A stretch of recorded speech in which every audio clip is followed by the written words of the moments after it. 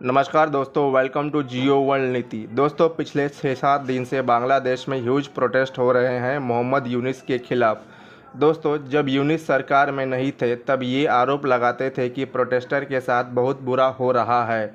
अब ये सरकार में है तो अब मोहम्मद यूनिस को पता चलता होगा कि चीज़ें कितनी कॉम्प्लेक्स है। दोस्तों, बांग्लादेश की पूरी जनता प्रोटेस्ट क्यों कर रही है, आइए समझते हैं। दोस्तों, बांग्लादेश में पब्लिक सर्विस लॉ लागू किया गया है मोहम्मद यूनिस के द्वारा, जिसके कारण मैसिव प्रोटेस्ट हो रहे हैं। जब इनकी सरकार नहीं थी तब यही यूनिस हैं जो कहते थे कि पुलिस और आर्मी प्रोटेस्टर के साथ अच्छा नहीं कर रही है। अब यही यूनिस प्रोटेस्टर को रोकने के लिए स्पेशल फोर्स और पुलिस को बुलाए हैं।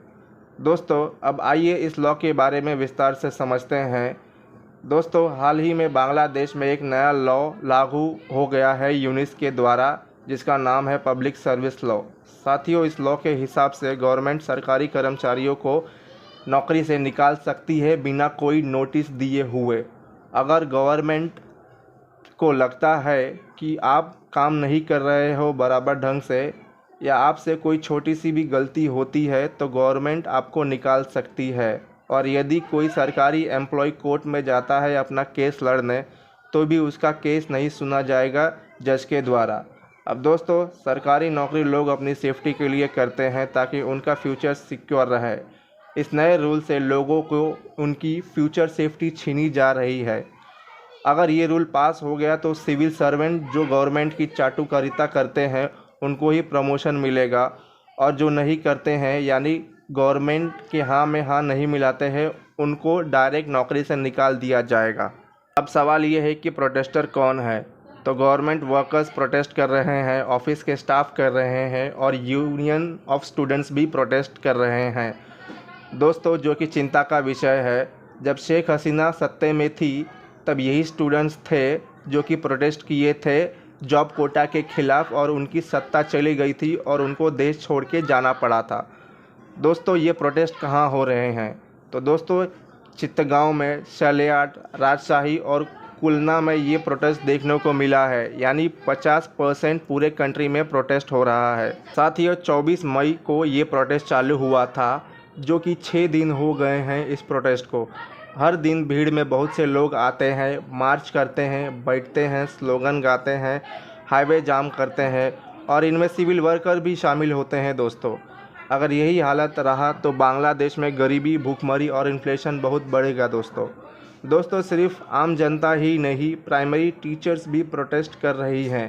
प्राइमरी टीचर्स का डिमांड है कि जो हाई टीचर्स को सैलरी मिलती है उतनी ही सैलरी उनको भी मिले, और जो प्राइमरी टीचर्स कॉन्ट्रैक्ट पे हैं उनको परमानेंट करे सरकार। दोस्तों, ढाका में सेक्शन 44 लागू कर दिया गया है। 4 से ज़्यादा लोग जमा नहीं हो सकते। इंटरनेट और मोबाइल डेटा बंद कर दिया है।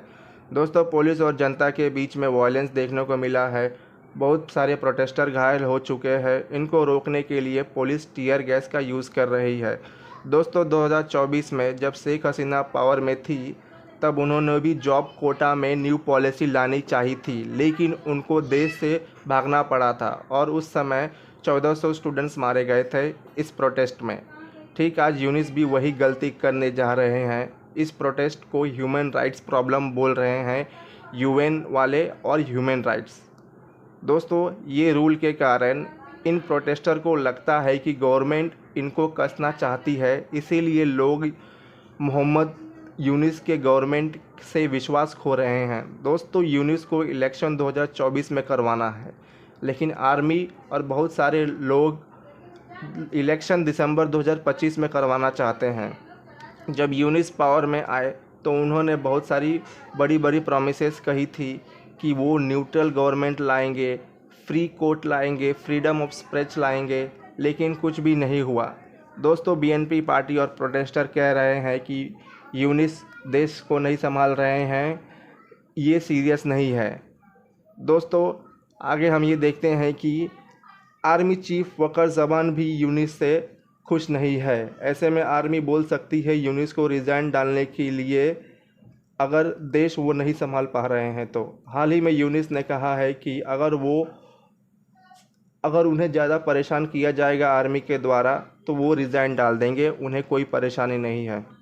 अब ऐसे में लोग बहुत वरीड है अबाउट देयर ह्यूमन राइट। दोस्तों 2024 में 1400 लोग मारे गए थे 3 हफ्ते में। दोस्तों इंटरनेशनल ह्यूमन राइट्स का कहना है कि लोग बिना रीज़न के अरेस्ट हो रहे हैं, लोग डिसअपियर हो रहे हैं जो भी गवर्नमेंट के अगेंस्ट जा रहे हैं। गवर्नमेंट मीडिया की आवाज़ बंद करने की कोशिश कर रहा है।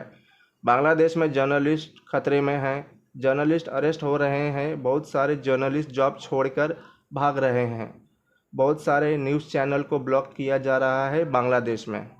यूएस और यूरोपियन यूनियन ने बोला है कि यूनिस को जल्द से जल्द इलेक्शन करवाने के लिए, नहीं तो वो अपना पूरा इन्वेस्टमेंट बांग्लादेश में रोक देंगे और बांग्लादेश में बहुत सारे सैंक्शन लगा देंगे।